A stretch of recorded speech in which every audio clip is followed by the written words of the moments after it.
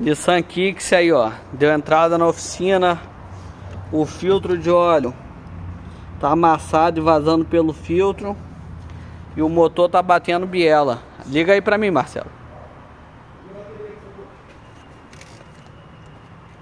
Vai. Dá uma aceleradinha aí. Tá bom. É isso aí, mais um motor da Nissan, do Nissan Kicks para fazer.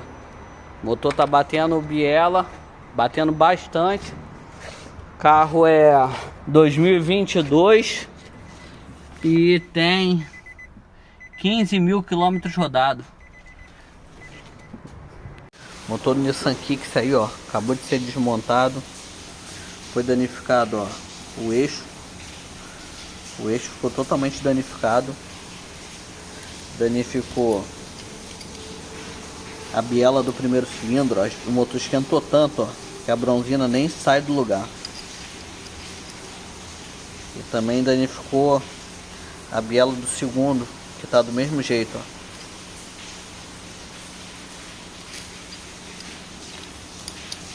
Também não sai nem do lugar, ó. Então vai ser trocado o eixo, vai ser trocado essas duas bielas aí, vai trocar a bronzina de fixo, bronzina de biela. Vamos mandar esse cabeçote aí para retífica para dar uma geral, planar aí o cabeçote e trocar os retentores e remontar tudo. Aí, ó, um filtro de óleo furado, o que fez com o carro? Não tem jeito, mas agora é correr atrás dessas peças aí e para resolver o problema. Aí, pessoal, o motor do Kicks aí, ó, já montado, ó. Carro funcionando perfeitamente, ó.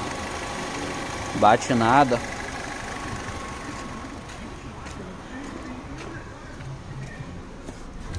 Ó, não acende injeção, tá tudo perfeito, ó.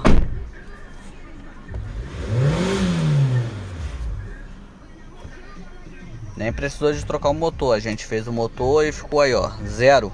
O carro tá zero, agora é só entregar pro cliente e acabou, mais um resolvido.